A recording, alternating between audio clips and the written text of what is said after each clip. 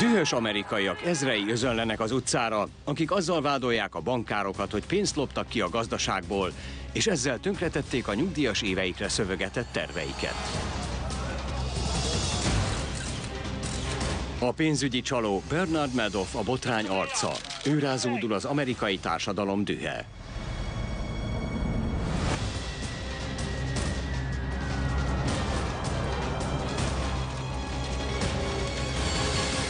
Hatalom és pénz. Bernie Madoff, a világra szóló csalás. Amerika azt hitte, a virágzásnak soha nem lesz vége. Az elmúlt 25 évben hatalmasat lendült a gazdaságunk. A történelem folyamán még soha, sehol nem voltunk ekkora fejlődésnek a szemtanúi. De 2008-ban Amerika válaszút elé érkezett. Pofonként érte az embereket, amikor összeomlott a tőzsde. Tovább esnek az árfolyamok. A felbőszült nemzet azon kezdett el gondolkodni, hogy vajon a gazdaságuk mindig ilyen légből kapott lábakon állt-e, és hogy a dolog még súlyosabb legyen, a hullámvölgy következtében hihetetlen mértékű csalásokra is fény derült.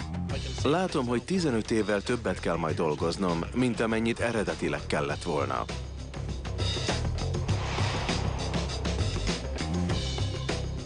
Eltűnt a pénzem. Azt terveztem, hogy nyugdíjba megyek, de így egyszerűen nem tudok. Vádolni, nem kisegíteni. Elég a vállalatok kapzsiságából.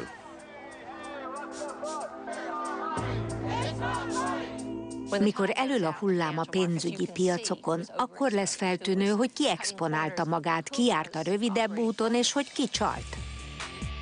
Mindközül a legnagyobb szélhámos Bernard Madoff volt, aki 65 milliárd dollárt csalt ki a történelem legnagyobb pilótajátékával.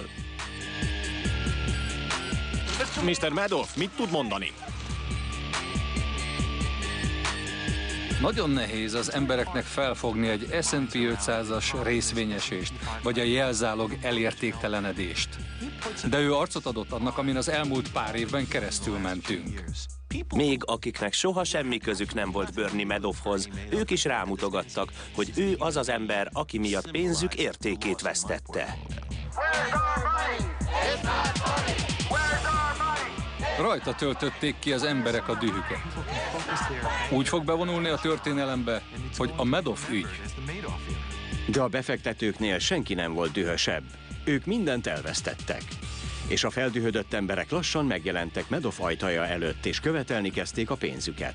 Hol van? Beszélni akarunk vele, most azonnal! Egyáltalán nem érdekel! Azonnal hívja a rendőrséget! Hívja a rendőrséget!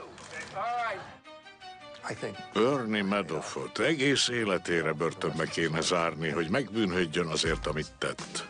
A 76 éves Norman Bremen, a Philadelphiai Eagles foci csapat volt tulajdonosa, a családi alapból 32 millió dollárt investált Madoffba. Teljesen kiakadtam, és borzalmasan érzem magam. Ez az évszázad csalása. Mint a legtöbb befektetőt, őt is egy barátja mutatta be Madoffnak. Díszpapíron invitáltak, hogy neked mindenképpen megéri, ha belefektetsz Bernie Madoff pilóta játékába. Privilégium volt Bernard Madoffal üzletelni, mert nagyon kényelmes volt. Minden szívességet megtett a befektetőiért. Zseniális marketingje volt, nem? Exkluzívnak mutatta magát. Nem kerülsz be. Vagy talán lehet, hogy mégis bekerülhetsz. Voltak, akik megpróbálták Madoffra bízni a pénzüket, de ő egyszerűen nem fogadta el. Ismerned kellett valakit, egy barát barátját, hogy Madoff egyáltalán szóba álljon vele. Egy klasszikus piramisjáték volt ez minden értelemben. A piramisjáték egy egyszerű csalás, ahol a befektetők hatalmas összegeket kapnak vissza, ha hoznak újabb befektetőket. Amerikában a sémát Ponzi sémának nevezik Carlo Ponzi után, aki elkövette az 1920-as bostoni csalást. Ponzi egy kisstílű, kétes alvilági figura volt. Ismert csempészként, hamisítóként érkezett Olaszországból Amerikába. Egy senki fia volt. Ponzi azt ígérte az embereknek, hogy 90 nap alatt megduplázza a pénzüket postai válaszlevél kuponok vásárlásával. Egy másik országból áthozta a kuponokat, és óriási haszonnal eladta őket az Egyesült Államokban. Teljesen abszurd volt. Nem volt elég kupon ahhoz, hogy fedezze a multimilliárdos befektetői kockázatokat. De ez nem számított. Annyi kellett, hogy kitalált egy jó történetet, amit az emberek elhittek. Nem kell más, csak egy jó sztori és jó beszédkészség. A Ponzi-féle csalóknak elbűvölőknek kell lenniük. És Ponzi az is volt. Nagyon erős kisugárzása volt. Levette az embereket a lábukról. Amikor először találkoztam vele, akkor úgy éreztem, hogy nagyon kedvelem. Volt valami a szemében, ami vonzott, olyan volt, mint egy mágnes. Ez a magnetikus erő elengedhetetlen a piramisjátékok összetartásához. A piramisjáték létének kulcsa az, hogy újabb és újabb befektetőket hálóznak be. Carlo Ponzi 10 emberrel kezdte. Aztán ebből lett 100, majd 1000, aztán 20 000 ember, mindössze 6 hónap alatt. Ponzi csele pontosan egybeesett a gyorsan növekvő amerikai tőzsde virágzásával. Ponzi egy volt azok közül, akik a 20-as évek derült hangulatából hasznot húztak. A gazdaság pörgött, méghozzá folyamatosan megállás nélkül. Meglovagolt ezt a hullámot. Tudta, hogy az emberek látják, hogy mások pillanatok alatt meg tudnak gazdagodni, és azt gondolják, hogy ők miért ne kaphatnának egy szeletet ebből a tortából. Ponzi és Madoff nagyon sok mindenben hasonlítottak. Rájöttek, hogy az emberek mit akarnak, és megadták nekik, amire vágytak. Bernie Madoff olyan ajánlatot tett nekik, amit nem tudtak visszautasítani. Stabil 1%-os növekedést ígért minden hónapban, ami évente 10-12%. Bernie Madoff a Szent Grált kínálta a befektetőinek. Folyamatos, stabil és magas profitot. Ennél többre nem is vágynak a befektetők. Biztonságos és stabil. Ha valaki azt ígéri nekik, hogy megduplázza vagy megtriplázza a pénzüket, akkor elkezdenek kételkedni. Ő azt mondta, hogy ne aggódjanak, bármennyit is adnak neki, az folyamatosan növekedni fog. Ez nagyon csábítóan hangzott. A családomnak sajnos az összes pénze Bernie Madoffnál volt. Úgy meglepett, mikor Bernie Madoffot letartóztatták, mint amikor a japánok lebombázták Pearl Harbort. Joyce Greenberg édesapja 1970-ben kezdett pénzt fektetni Bernie Madoff vállalatába. Nem éreztem, hogy Madoff 10%-a lehetetlen lett volna. Ha 20 vagy 15% lett volna, akkor már biztosan gyanakodtam volna. De a 10%-kal még nem volt semmi baj.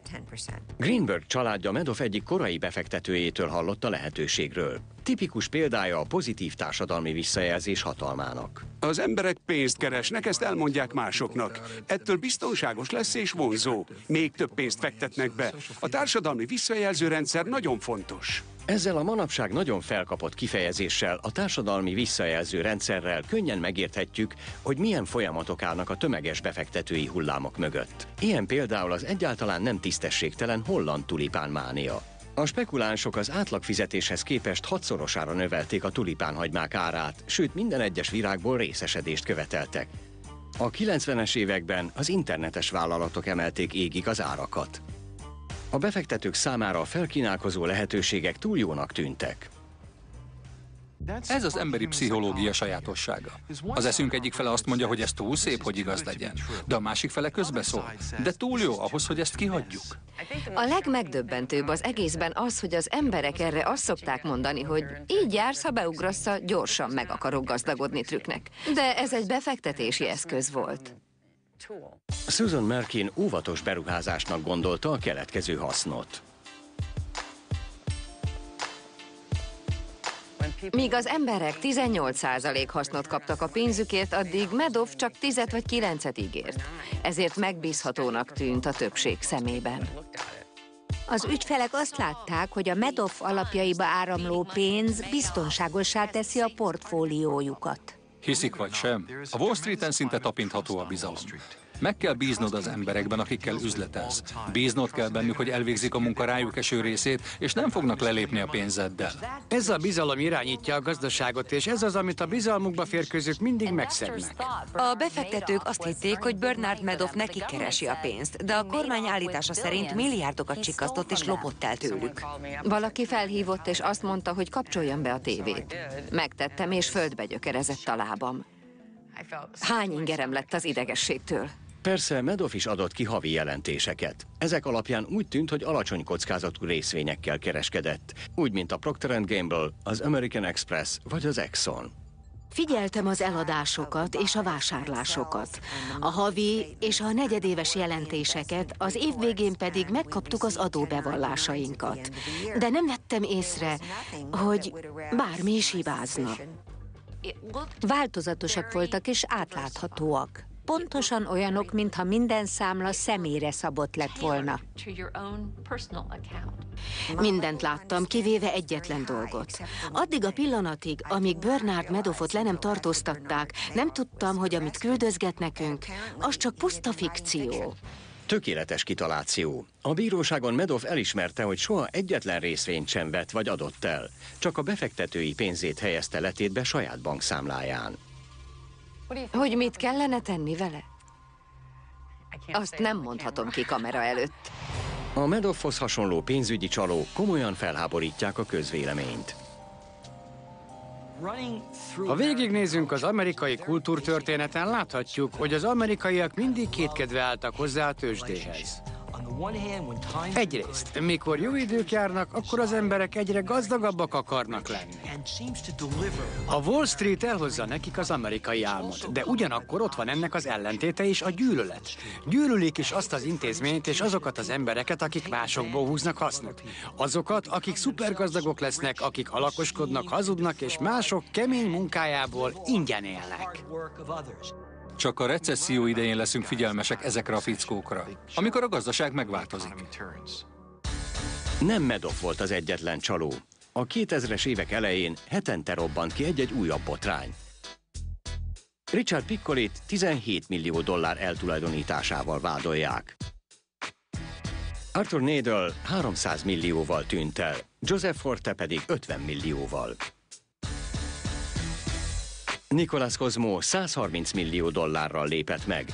Paul Greenwood és Stephen Walsh jelentősen összesen 554 millió dollárral károsította meg a befektetőket. Alan Stanfordot a Tőzsdebiztonsági Felügyelőbizottság 8 milliárd dollár értékű piramisjáték létrehozásával vádolja. A pénzügyi csalások nem új keletűek a Wall Streeten. Spekulációik miatt omlott össze a tőzsde az 1920-as virágzás után.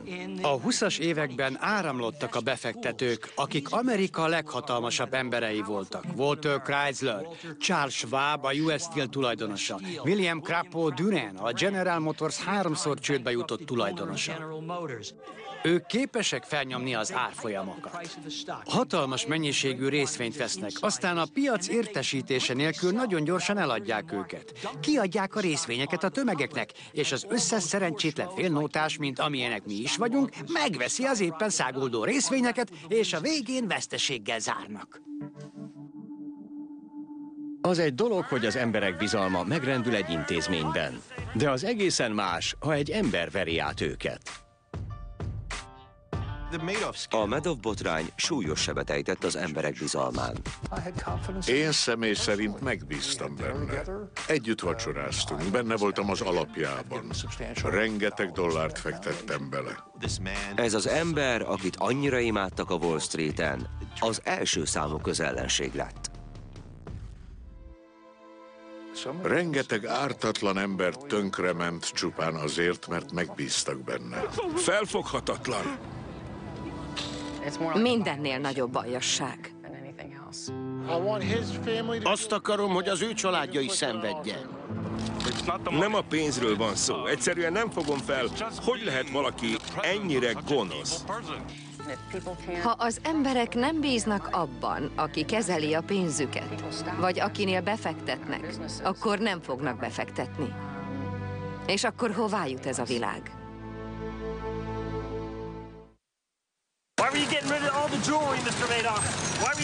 Bernie Madoff beismerte, hogy létrehozta a történelem legnagyobb piramisjátékát. Senki sem hitte, hogy ez lehetséges. Ha megkérdeznék az embereket, hogy ki az, akire semmiképp sem bíznák a pénzüket, akkor Bernie Madoffot mondanák.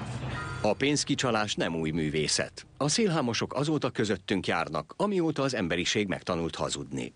A pilótajátékok talán az emberi civilizáció kezdete óta léteznek. Lehetett egy éleseszű babilóniai, aki azt mondta, hogy tartsd a tehened az én pajtámban, mert akkor több borjú fog nálunk születni, mint a város többi pajtájában. Az amerikai történelem tele van bizalmi játékokkal, és ezt használta ki Bernie Madoff is. Minden bizalmi játék egyetlen mélyről jövő vágyra épül, az amerikaiak gyors, könnyű meggazdagodásának vágyára. Az ember, akiben megbízunk címet egy 1849-es házaló William Thompson érdemelte ki a legjobban, aki annyit tett, hogy jól öltözött üzletembernek adta ki magát. A Wall Streeten sétálgatott, és oda ment egy jól öltözött úriemberhez, leült mellé, és úgy csinált, mintha ismerte volna. Pár percig beszélgettek, és ilyenkor persze a legtöbb ember elszégyeli magát, hogy nem ismeri az illetőt, ezért úgy csinál, mintha ismerné. Aztán megkérdezte, hogy megtenne neki egy szívességet. Rábízná-e a zsebóráját? Az úriember odaadta neki, aztán soha többet nem látta. A törvény végül lesújtott Thompsonra, de a szélhámos csúfnév örökre rajta ragadt. Ezek a szélhámosok úgy férkőznek a bizalmunkba, hogy először ők kételkednek benne. Ha megbízunk bennük, akkor ők is megbíznak bennünk. Be kellett bizonyítani Bernie-nek is, hogy mennyire megbízunk benne, mielőtt bevett volna magához. Amerika legnagyobb szélhámosa, Bernie Madoff, a New York-i Queens zsidó negyedében látta meg a napvilágot, nem messze a Rockaway tengerparttól, ahol nyaranta vízimentőként dolgozott. Egy Queensi srácról beszélünk, aki a Hofstra és nem a Harvardra járt.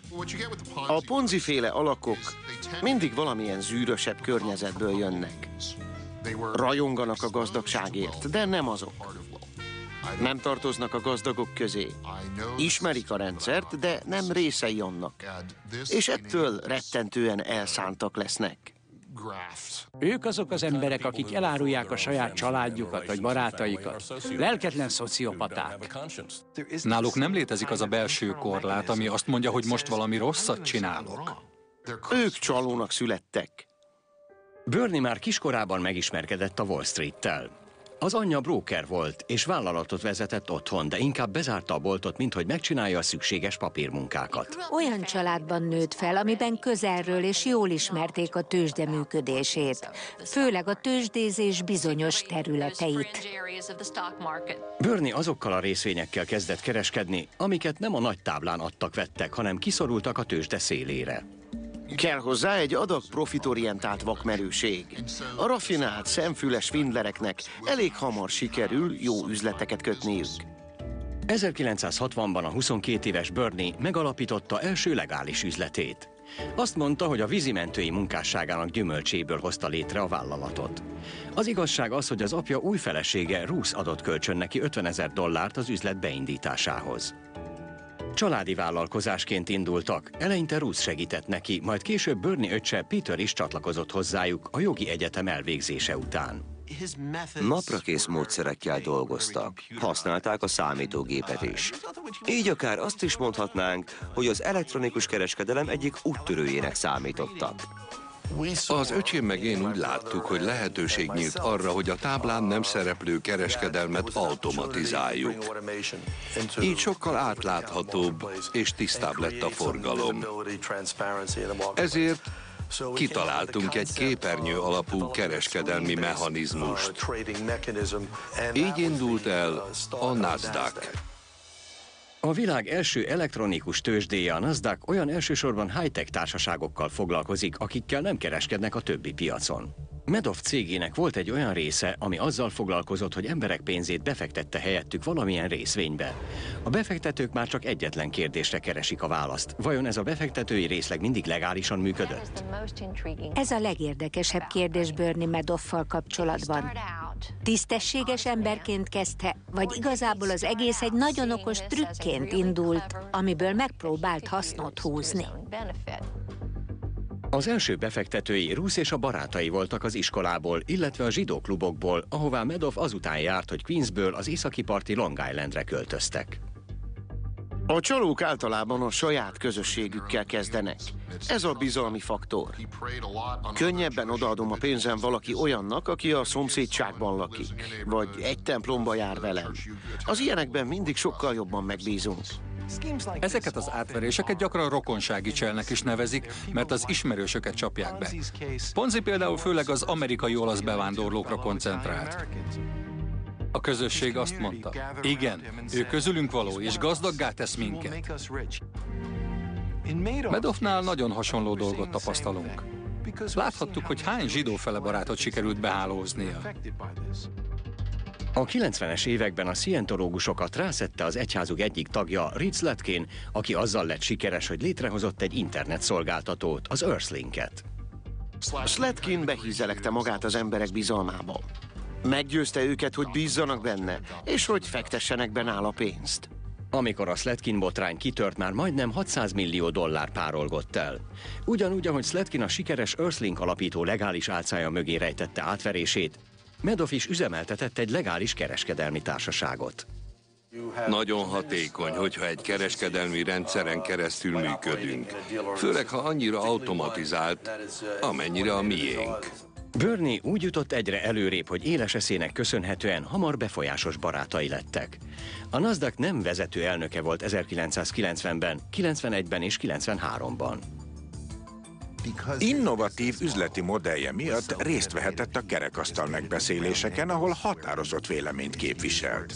Azt mondta magáról, hogy ő a tapasztalat hangja. Olyan volt, mint az egyetlen felnőtt a szobában. Bernie lett az az ember, akihez a Tőzsdebiztonsági Felügyelőbizottság emberei rohangáltak, ha tanács kellett. Mikor elmegyek a bizottsághoz Washingtonba, és amiatt reklamálok, hogy túlszabályozzák az ipart, vagy túl nagyok a terhek, akkor mindig csak a szemüket forgatják, de aztán változtatnak a dolgokon. Úgy tűnt, hogy a szabályalkotók és a befektetők is Madoff lábai előtt hevertek. Ezt az embert mindig el lehetett érni telefonon. Ha felhívtad, akkor mindig visszahívott. Mikor a feleségem nővére meghalt, Bernie Madoff eljött a temetésére. Mindenki azt hitte, hogy tényleg olyan ember, aki törődik másokkal. Pedig csak egy osztályon felüli csaló volt. Ahogy Madoff egyre feljebb került a ranglétrán, tagja lett a Palm Beach-i közösségnek, ahol még gazdagabb befektetőket tudott befogni magának. Palm Beach hihetetlenül gazdag környék, és az ott élők harmada Bernie Madoff áldozata lett. A Madoffok vettek egy Palm Beach-i villát 1994-ben, amikor az internet egyre nagyobb teret nyert és a tőzsdék szárnyaltak. A gazdasági környezet is Madoff kezére játszott. Az emberek hittek abban, hogy a tőzsde segítségével egyre feljebb és feljebb lehet jutni.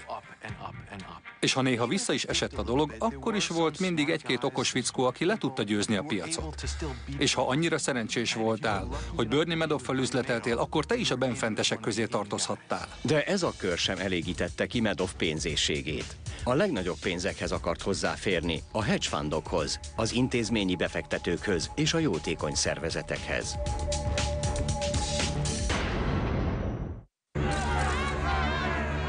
De hogy sikerült Bernie Madoffnak mindezt véghez vinnie? Úgy tűnik, hogy a többi sikeres szélhámoshoz hasonlóan neki is sikerült a befektetők ütőerén tartania a kezét.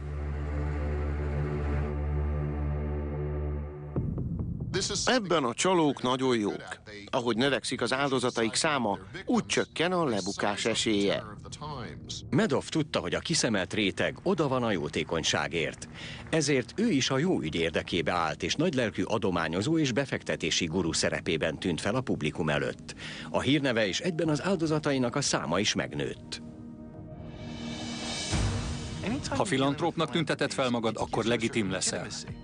Madoff esetében a jótékonyság stabilitást és legitimitást is üzent a befektetőknek. Ez a gonoszságának a géniusza. Olyan befektetőkre talált, akik nagy valószínűséggel soha nem vették volna ki a pénzüket. A jótékonyság kapóra jött. A gazdagok általában a jövedelmük 5%-át költik el, a többit biztonságosan befektetik. Emiatt az óvatosság miatt kedvelt áldozataik az olyan szélhámosoknak, mint az ifjabb John Bennett, aki a 90-es évek elején létrehozta a hamis New Era Philanthropy alapot Philadelphiában.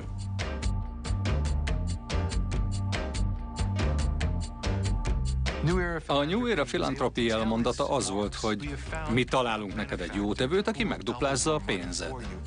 A non-profit emberek is ugyanolyan fogékonyak erre. Ha egy jó svindler megjelenik, aki mögött úgy tűnik, hogy egy tisztességes non-profit szervezet, megbízólevél és tapasztalat áll, és azt mondja, meg tudja emelni kicsit a bevételeket. Mire Bennettet 1995-ben letartóztatták, már 135 millió dollárt sikkasztott el. Természetesen ez a pénz semmi ahhoz képest, amit Bernie Madoff nyújt le a jótékony szervezetektől és alapoktól.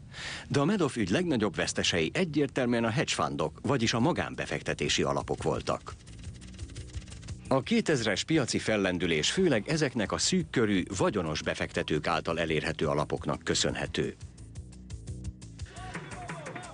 A befektetési világnak van egy része, amit direkt nem szabályoznak, ami agresszív, és szereti az egyszerű butakat. Milyen remek terep ez egy svindler számára. És egyetlen egy svindler sem volt jobb pozícióban, mint Bernie Madoff, aki szemtelenül kihasználta a lehetőségeket. A legerősebb gazdasági köröktől függött. A gazdagok globális arisztokráciáját hívta meg magához Bernie Madoff, hogy csatlakozzanak. És ami miatt szerintem ez az egész lehetséges volt, az a mindent átható benfentesség. Ponzi kívülálló volt, Madoff viszont nem. Ebben az országban már vagy 15-20 éve olyan pénzügyi gazdaság van, ami ezen bensőségességen alapszik. Mondok példákat. Enron, Tyco, WorldCom. Ezekből is látszik, hogy mennyire belső ez a piaci gazdaság. Madoff ezt a státuszt használta ahhoz, hogy hozzáférjen a hedge fund pénzekhez. De soha nem felejtette el, hogy az ügyfelei mit várnak tőle. A hedge fundok megduplázzák a vagyont, fantasztikus hasznot hoznak. De az emberek nem teljesen bíznak meg bennük. Madoff arra jött rá, hogy a befektetők pontos visszafizetéseket akartak. 12%-ot egy évben, 1%-ot egy hónapban. Madoff nem csinált hedge fundot, hanem kiadta alapkezelőknek a munkát, akik speciális befektetési területeket javasoltak feeder fundoknak. A feeder fund menedzserek, mint például Ezra Merkin vagy Walter Noel milliárdokat tettek be Madoffhoz. Cserébe súlyos tranzakciós díjakat kaptak, általában 20%-át a profitnak. De ezek a terhelések teljesen normálisak voltak a 2000-es évek gazdasági virágzásában. Hihetetlen és irracionális elvárások voltak a piaccal szemben. Az emberek komolyan azt hitték, hogy most végre beléphettek a korlátlan jólét birodalmába, és ekkor jön a bizalmi ember, aki pontosan ebből az érzésből fog hasznot húzni. Újra ugyanaz a séma. A gazdasági fejlődés hívja életre, de az is rejti el a csalást. A 80-as évek közepén egy bizonyos J. David Dominelli elkövette az évtized legnagyobb tőzsdei átverését. Egy hatékony, de kegyetlen valuta kereskedőnek adta ki magát. De igazából csak egy ponziféle szélhámos volt. Gazdag és befolyásos embereket csábítottak kaliforniai irodájába. Befektetési tőkét adtak neki, amit ő megfejthetetlenül komplikált valuta arbitrázs zsonglőrködésre használt. Nagyon ügyes sarlatán volt. Az átvert befektetőknek csak évek múlva sikerült lebuktatniuk Dominellit, aki ekkor már több mint 80 millió dollárral károsította meg őket. De Bernie Madoff még évekig vezette biztos kézzel birodalmát, mivel a befektetőknek fogalmuk sem volt arról, hogy mi történik. Azt hitték, hogy a pénzük abban az alapban van, amiben befektették. Néha éppen egy bankban tárolták a pénzt, de fogalmuk sem volt a valóságról. Az egyik feeder fund 2007-ben szemet szúrt Steven Greenspannek. Egy közeli családtagom mesélt nekem az egyik befektetéséről a Rye-nál. Ránéztem a papírra, és az előzmények hihetetlenek voltak. A növekedés konstans 1% volt, a tőzsde ingadozásától teljesen függetlenül, és nekem pont erre volt szükségem. Amikor Madoff lebukott, sokakban felmerült a kérdés, hogy a feeder fund menedzserek közül vajon tudták-e, vagy legalább sejtették-e, hogy miben tevékenykedik. Én amondó vagyok, hogy sokan szemet hunytak a kétségeik felett, a gyönyörű jutalékok reményében, amiket ezek a feeder fundok termeltek. Rengetegen, akik bekerültek a feeder fundokba, szó szerint az összes vagyonokat betették. De miért, hogyha gyanították a csalást? Miért tették bele nem csak a saját pénzüket, hanem a családjukét is, a vállalatuk pénzét, a gyerekeik pénzét ezekbe az alapokba? De Madoffnak ennél is több kellett. Arra ösztönözte az alapokat, hogy nyissanak a világ új fővárosa felé.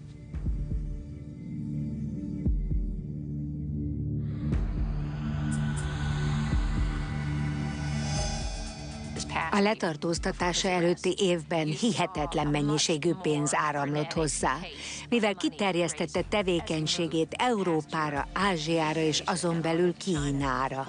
Mikor a csalás egyre nagyobb méreteket ölt, akkor előbb-utóbb szerteágazik, és Madoff esetében a modern világban globális méreteket öltött. De ahogy Madoff rátette a kezét a világgazdaságra, néhány emberben felmerült a gyanú, hogy vajon mivel is foglalkozik igazából. És ezt a kérdést az amerikai kormánynak is feltették.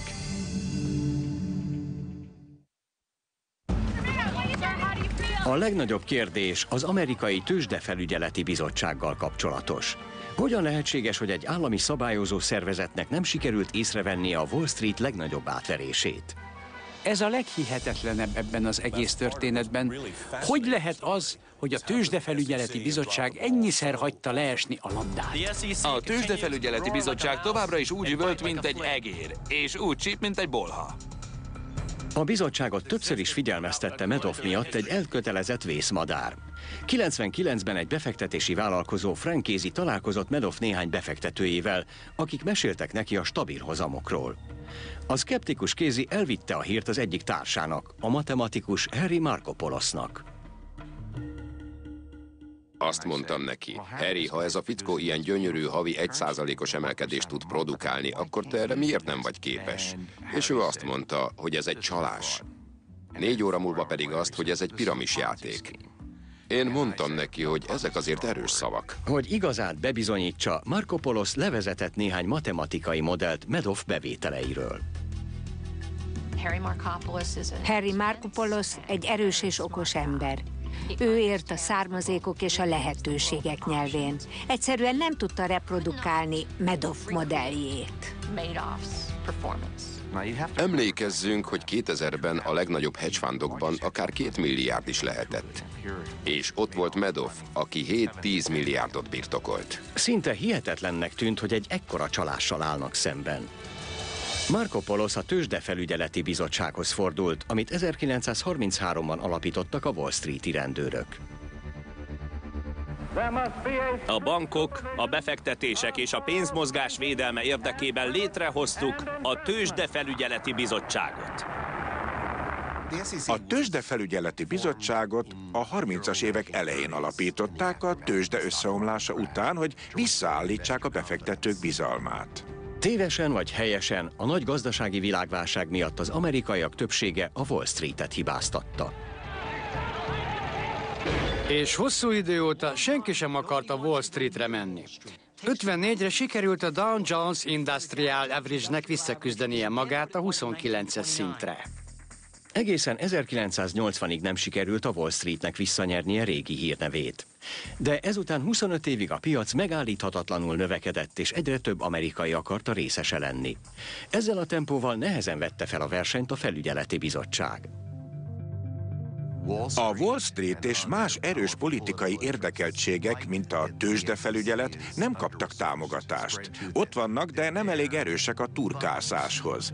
És ez azt jelenti, hogy elrejthetsz dolgokat. Markopoulos megpróbálta meggyőzni a bizottságot, hogy ássanak mélyebbre Bernie Madoff befektetési ügyleteibe. Hiába írtam a bizottságnak 2000-ben, 2001-ben, 2005-ben, 2007-ben és 2008-ban, ma még mindig itt tartunk. Újra és újra tájékoztatta a törvényhozókat arról, hogy mennyire átlátszó trükkel operál Madoff. Egyszerűen nem működhetett, hiszen túl régóta ment már. Senkinek nem lehet ennyire folyamatos haszna a piactól függetlenül. Nézzék meg, hogy mennyire zavaros a könyvelése. És így tovább. 1 tucat vagy 2 tucat intőjelet sorolt fel a döntéshozóknak. 2005-ben a bizottság végrehajtó részlege végre találkozott Markopoulosszal. Ez itt a történelem legnagyobb csalása. 2 forgatókönyvet vázolt fel Madoff tevékenységének magyarázatára. Az egyik az, hogy piramisjátékot folytat, a másik, hogy frontrunning-ol, vagyis benfentes információkkal él vissza. A frontrunning belső információkkal való visszaélést jelent, amikor egy részvényára azért megy fel, mert elég sokat birtokolsz belőle. A belső információról nem tudnak a tömegek. Így te jóval előttük tudod, hogy minek az ára változik. Emlékszünk még Michael Milkenre, a 80-as évek nagy brókerére, akit befektetői frontrunningon kaptak. Nem Milken volt az első ilyen eset. A legrosszabb ügyek a bizottság korai működésének idején elég hasonlóak voltak. Speciális embereik vannak, akik üzletkötők a kereskedelmi arénában. Ők tudják, hogy ha egy ár elér egy bizonyos pontot, akkor ez fog történni. Akkor ezt elmondják a barátaiknak, és így a barátaik manipulálhatják az árakat. Egymás között adják-veszik a részvényeket, hogy felnyomják az árakat. Akkor gyorsan eladják őket, és olajra lépnek. Ez a klasszikus belső kereskedelem mintapéldája. Bernie Madoff üzleti pozíciójából adódóan pontosan olyan helyzetben volt, mint a Wall Street öreg spekulánsai.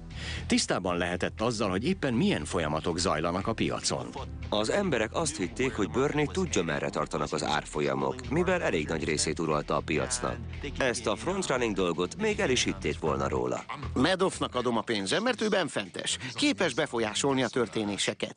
Ekkor a felügyelőbizottság nyomozást indított frontrunning vádjában, de 2006-ban Madoffot felmentették. Hogyha kizárták a frontrunningot, akkor miért nem tértek vissza Marco Polo eredeti ötletéhez? Ha nem frontrunning, akkor sem létezik más legális útja ennek a hozamnak, úgyhogy biztos, hogy piramis játékot folytat. Egyszerűen nem akarták elfogadni azt a lehetőséget, hogy egy közönséges csalóval állnak szemben. Nem is gondoltak erre. Ezek után Madoff leült tárgyalni a felügyelőbizottsággal, illetve a törvényhozásban résztvevő családtagjaival. Lehet, hogy ezek a kapcsolatok is szerepet játszottak a megítélésében. Tisztán látszik, hogy a felügyelőbizottság félt Mr. Madofftól. Én ezüstálcán nyújtottam át nekik a történelem legnagyobb piramis játékát, de valahogy még arra sem vették a fáradtságot, hogy egy alapos nyomozást indítsanak. Mikor egy szervezetnek nincsenek megfelelő forrásai ahhoz, hogy a munkáját rendesen végezze, akkor elég felszínes ítéleteket hoz. Úgy néz ez ki, mint egy igazi csalás? Racionálisan nem. Bernie Madoff nem csal. Oké, jöhet a következő ügy. A felügyelőbizottság alultámogatása részben azért volt, mert nem akarták, hogy a Wall Street túlszabályozott legyen. A Clinton kormánynak sosem volt fontos a felügyelőbizottság, de amikor Bush került hatalomra, akkor jelentős változások történtek a jogkörökben. A felügyelőbizottság felelőssége lett, hogy az Egyesült Államok helyt tudjon állni a gyorsan növekvő globális pénzügyi környezetben. Emiatt a többi prioritás elsikkadt. Ez a prioritásváltás rengeteg problémára világított rá a Wall Streeten. Az emberek őszintén hittek abban, hogy a gazdasági növekedésnek az egyetlen módja, hogyha nem szabályozzák a piacot. Azt hiszem, emiatt nem mertek kikezdeni az olyan emberekkel, mint Bernie Madoff. Ők tudták, hogy mit csinálnak, és a szigorú szabályok csak akadályozták volna őket. Ma már mindenki szabályozni akar. Biztos, hogy egyetlen olyan ember sincs, aki azt mondaná, hogy nem kellenek a szabályok, hiszen a brókerek banditák, akiket szabályok közé kell szorítani. Az, hogy a bizottság nem csak Madoffot hagyta figyelmen kívül, hanem szemet hunyt a bankok szabálytalanságai felett is, a piac 2008-as összeomlásához vezetett. Egy fickó és a haverjai már majdnem egy évtizede rájöttek, hogy az orruk alá dugták ezt a trágyakupacot, amit Bernie Madoffnak hívnak. És maguk mégis hagyták szabadon elmenni. Nyilvánvalóan már évekkel azelőtt látszottak Bernie Madoff csalásának árulkodó jelei, mielőtt a botrány kirobbant. Csak senkit sem érdekelt. Pontosan a növekedés miatti eufória miatt mindenki azt hitte, hogy az örökké fog tartani. De a növekedési hullám, amin Bernie Madoff évekig lovagolt, egyszer csak véget ért, magával rántva Madoffot és áldozatait a mélybe. Ha az amerikai gazdaság növekedési hullámai tele vannak csalókkal, akkor az emberek hogy lehet, hogy mindig bedőlnek nekik? A válasz az eufóriában keresendő, ami elhallgattatja az értelmet. Új világban élünk. Mindig az új világról beszélünk. A régi szabályok nem érvényesek. Ez a szirénének. De amikor az új világ összeomlik, mindenki megdöbben. Hosszú út áll még előttünk, de már az úton vagyunk. Sajnálattal kell bejelentenem, hogy a válság óta a gazdaságunk újabb mélypontra érkezett. 2009-et egy olyan krízissel indítjuk, amilyennel még soha életünkben nem találkoztunk. A Wall Streeten körülbelül 20 évente kitör a pánik, azóta, mióta 1790-ben megnyitott. Ez durván egy generáció. Ennyi idő kell, hogy az emberek elfelejtsék a múlt tanulságait. Ilyenkor hirtelen mindenki a Wall Streetre áramlik, hogy meggazdagodjon. Egy ideig halmozódnak a tartalékok, míg nem összeomlik az egész, és újra kezdődik minden. Madoffot a 2008-as piaci összeomlás buktatta le. Klasszikus pánik volt, bár nem egy napig tartott. Legalább 2 hónap alatt csengett le. Iszonyúan brutális volt. Madoff több pánikot is végignézett. Egyet a 80-as években, egyet pedig az internet térnyerésénél. De a 2008-as pánik különösen veszélyes volt, mert $1 milliárd vett ki a hedge fundokból. Intézményi befektetőként végignézted, hogy mi történt az elmúlt 18 hónapban. Akkor azt mondtad, hála az égnek, az én pénzem Bernie-nél van. Nem akarod elismerni, hogy elúsztak a te befektetéseid is. Ezért odamész a megbízható Berniehez, és kéred tőle a pénzed.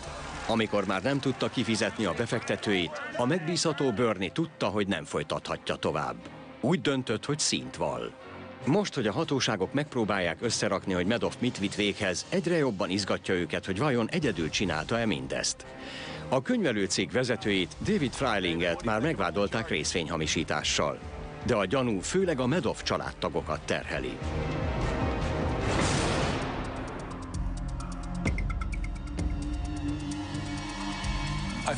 Nagyon nehezen hiszem el, hogy egy családtagja sem tudott az egészről.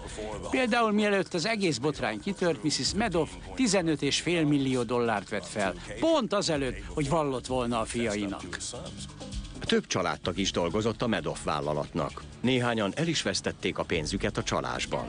Családtörténetileg is hihetetlen a sztori. Már majdnem Shakespeare-i dinamikákat fedezhetünk fel benne.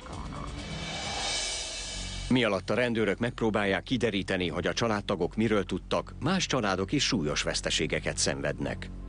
A családom milliókat vesztett Bernie Madoffal. A mostohaanyám és a 2 mostohatestvérem, a lányom, ő elvesztette az egyetemi tőkéjét. Az áldozatok névsora hosszú, és az elveszett pénz felfoghatatlanul sok. Ismerünk olyan embereket, akiket különböző anyagi gondok gyötörnek. Nos, ez egy ugyanolyan történet, mint amikor a tornádó elkerüli a lakókocsiparkot, és az egyetlen kőházat pusztítja el a dombon. A dráma következő epizódja már a bíróságon játszódik. Lehet, hogy a korai befektetőket arra kötelezik, hogy fizessék vissza a nyereségüket. Olyan, mintha a legyek urának a pénzügyi változata lenne. Most az áldozatok a többi áldozat ellen fognak fordulni. A veszteség mindenkit borzalmasan érintett, de volt egy ember, aki szó szerint mindenét Madoffra tette fel. Thierry de Villechey, aki az egyik Feeder Fundot menedzselte, 2 héttel Madoff letartóztatása után öngyilkosságot követett el.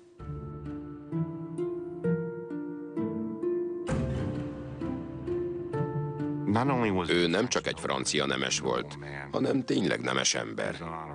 Tiszteletre méltó ember.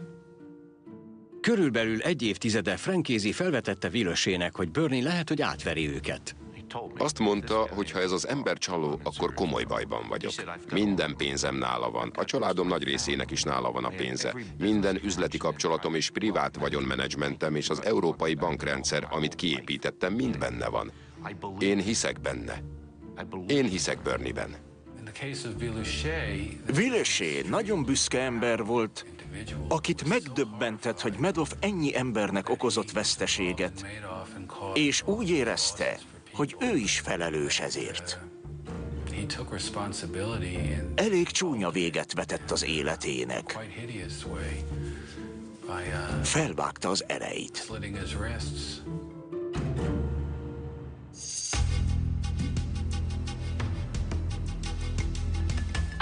Soha nem láttam még ilyet. Még csak nem is olvastam. Semmit, ami ilyen kiterjedt.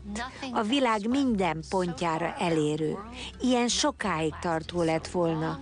És ami ennyi befektetőt vonzott. Ez nem csak egy összetákolt pénzügyi termék, ami összeomlott. Ez a dolog embereket ölt meg. A botrány lerombolta az amerikaiakban azt a kialakult képet, hogy ők a világ urai.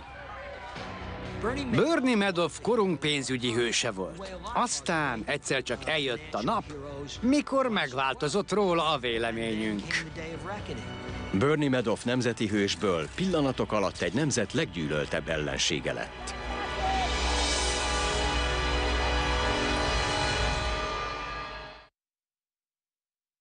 ...2009. június 29-én Bernie Madoffot 150 év börtönbüntetésre ítélték.